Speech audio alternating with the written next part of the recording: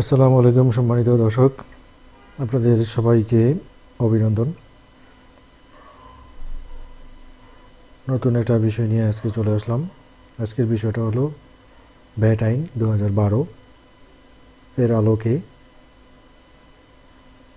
VAT আইন 2012 এর ধারা 85 অনুযায়ী কী কী অনিয়ম করলে কী ধরনের জরিমানা হতে পারে, জরিমানার পরিমাণ কেমন হতে পারে সেই বিষয়ে আলোচনা করব।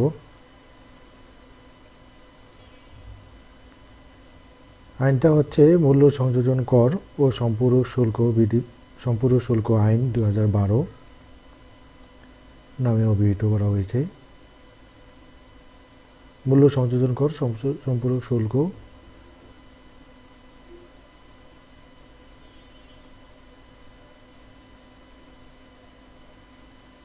এই যে মূল্য সংযোজন কর ও সম্পূরক শুল্ক আইন 2012 নামে অভিহিত করা হয়েছে। এই আইনের পরে একটা বিধিমালাও হয়েছে। সেই বিধিমালাটা হচ্ছে 2016। তারপরে হয়েছে এসআরও, সাধারণ আদেশ, বিশেষ আদেশ, এগুলো হয়েছে। আমরা ধাপে ধাপে সবগুলো আলোচনা করব। আজকে আমরা দেখব ভ্যাট আইন 2012।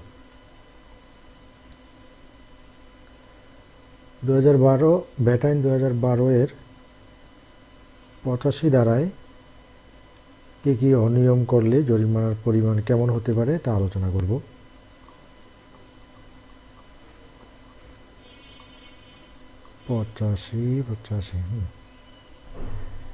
নির্ধারিত সময়সীমার মধ্যে নিবন্ধন বা তালিকাভুক্তির জন্য আবেদন না করিবার ব্যর্থতা।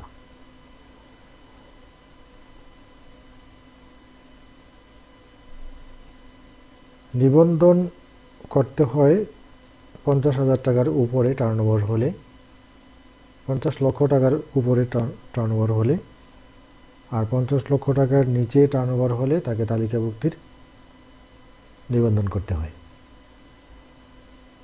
তো নির্ধারিত সময়সীমার মধ্যেই নিবন্ধনটা করতে হবে। যদি না করা হয় 10,000 টাকা জরিমানা করবেন কমিশনার। তারপরে হচ্ছে নিবন্ধন বা টার্নওভার কর সনদপত্র যথাস্থানে প্রদর্শন না করিবার ব্যর্থতা। নিবন্ধন সনদপত্র বা টার্নওভার সনদপত্রটি ব্যবসা প্রতিষ্ঠানের এমন স্থানে ঝুলিয়ে রাখতে হয় যাতে সকলের দৃষ্টিগোচর হয়। এর অনিয়ম হলে 10,000 টাকা জরিমানা কমিশনার করতে পারেন। নির্ধারিত সময়সীমার মধ্যে অর্থনৈতিক কার্যক্রম সম্পর্কিত তথ্যের পরিবর্তন সম্পর্কে কমিশনারকে অবহিত না করার ব্যর্থতা। অর্থনৈতিক কার্যক্রম সম্পর্কিত কোনো তথ্য পরিবর্তন করতে চাইলে কমিশনারকে জানাতে হবে। এর অনিয়ম হলে 10,000 টাকা জরিমানা করতে পারেন। এই তথ্য পরিবর্তন করারও একটা নির্ধারিত ফর্ম আছে, সেই ফর্মে করতে হবে। এই হচ্ছে মূসক 2.5। এই যে নিবন্ধন বা তালিকাভুক্তি পরবর্তী তথ্যের পরিবর্তন, নিবন্ধন হয়েছে অথবা তালিকাভুক্তি হয়েছে, পরবর্তী তথ্যের পরিবর্তন বা নতুন তথ্য সংযোজন,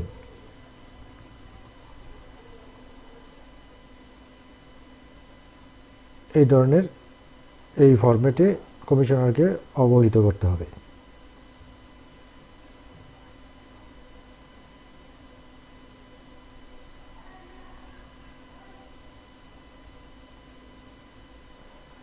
এটাই বলা আছে। এর অনিয়ম হলে 10,000 টাকা জরিমানা হবে। তারপর আছে ধারা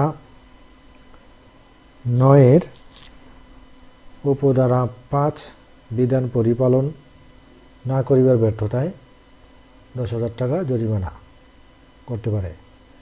তাহলে ধারা 9 আমরা দেখি কি আছে। ধারা 9 5, ধারা 9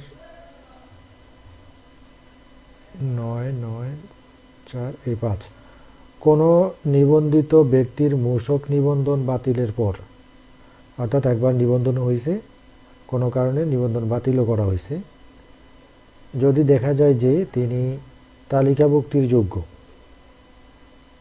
অর্থাৎ 50 লক্ষ টাকার নিচে তার টার্নওভার,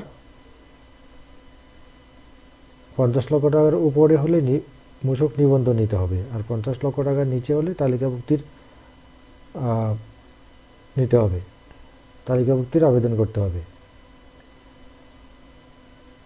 অন্যান্য বিধিবিধান মানা সাপেক্ষে বিধিবিধানের আলোকে যদি দেখা যায় যে উক্ত ব্যক্তি ব্যবসায়ী তালিকাভুক্তির যোগ্য, তাহলে কমিশনারের আবেদনের ভিত্তিতে বা স্ব উদ্যোগে তাহাকে টার্নওভার করদাতা হিসেবে তালিকাভুক্ত করতে পারিবেন। এর ব্যর্থতায়ও 10,000 টাকা জরিমানা এর কথা বলা আছে।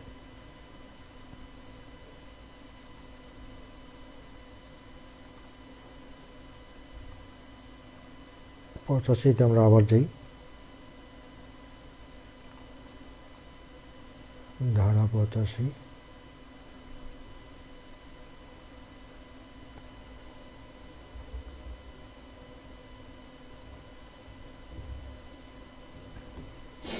এবার নির্ধারিত তারিখের মধ্যে মূসক বা টার্নওভার কর দাখিল পত্র পেশ না করিবার ব্যর্থতা।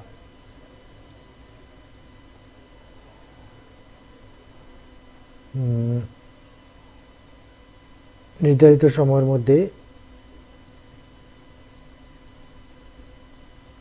যদি দাখিলপত্র পেশ না করা হয়, এর জন্য 10,000 টাকা জরিমানা হতে পারে। মূসক নিবন্ধিত ব্যক্তিদের আমরা জানি প্রতি মাসের 1 তারিখ থেকে 15 তারিখের মধ্যে দাখিলপত্র পেশ করতে হয় 9.1 এর মাধ্যমে অনলাইনে, এটার কথাই বলা হয়েছে।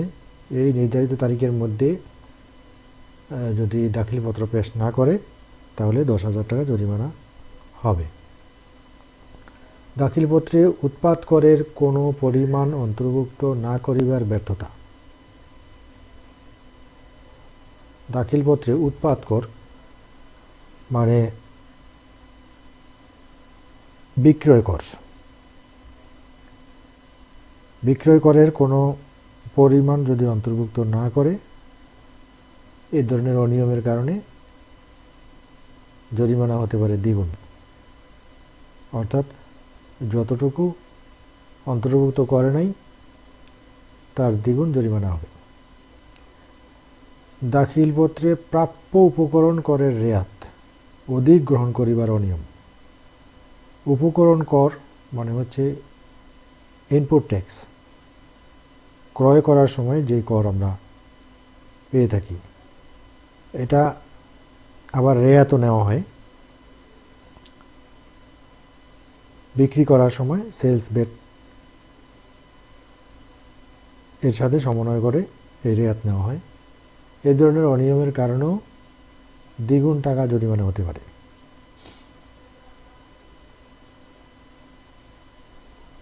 দাখিলপত্রে প্রাপ্য উপকরণ করের রেয়াত অধিক গ্রহণ করলে, যতটুকু রেয়াত নেওয়া দরকার, রেয়াত যদি বেশি নেয়, যতটুকু বেশি নিল, অতিরিক্ত নিল, তার দ্বিগুণ জরিমানা হবে। দাখিলপত্রে হ্রাসকারী সমন্বয়ের পরিমাণ বৃদ্ধি। দাখিলপত্রে হ্রাসকারী সমন্বয় যদি বেশি হয়, যতটুকু হ্রাস করা দরকার তার পরিমাণ যদি তার চেয়ে বেশি হয়, অথবা যতটুকু বৃদ্ধি করা দরকার, বৃদ্ধিকারী সমন্বয়, যত টাকা বৃদ্ধি করার প্রয়োজন হয় তার কম পরিমাণ বৃদ্ধি করল, এই ধরনের অনিয়মেও যত টাকার অনিয়ম করবে তার দ্বিগুণ জরিমানা হবে।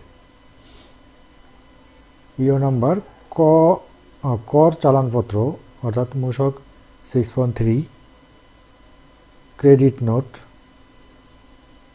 মূসক 6.7, ডেবিট নোট মূসক 6.8, সমন্বিত কর চালানপত্র বা উৎসে কর কর্তন সনদপত্র। উৎসে কর কর্তন সনদপত্র হচ্ছে মূসক 6.6 প্রদান না করিবার ব্যর্থতা।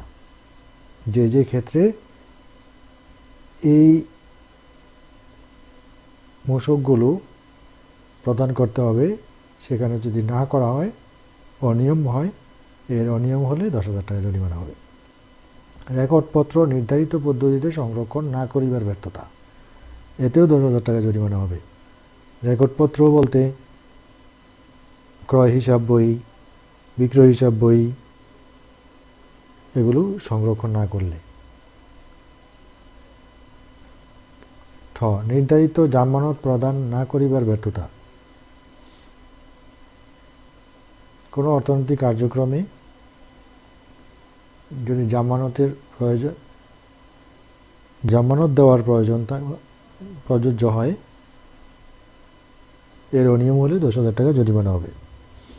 আরোপিত কর নিরূপণ বা পরিশোধ ইচ্ছাকৃতভাবে পরিহার করলে বা পরিহারের চেষ্টা করলে পরিহারকৃত করের দ্বিগুণ হবে জরিমানা। ইচ্ছাকৃতভাবে কোনো কর পরিহার করলে বা করার চেষ্টা করলে, এক্ষেত্রেও যতটুকু পরিহার করলো বা পরিহারের চেষ্টা করা হয়েছে সেই পরিমাণ এর দ্বিগুণ হবে জরিমানা। এই ছিল এই কয়েকটা বিষয়ে অনিয়ম করলে জরিমানার আইন। তো দর্শক, আজকের বিষয় এই পর্যন্তই। আরও নতুন নতুন বিষয় নিয়ে, ব্যাট সম্পর্কিত নতুন টপিকস নিয়ে আপনাদের সামনে আবার হাজির হব। ওই পর্যন্ত ভালো থাকবেন সবাই। আল্লাহ হাফেজ।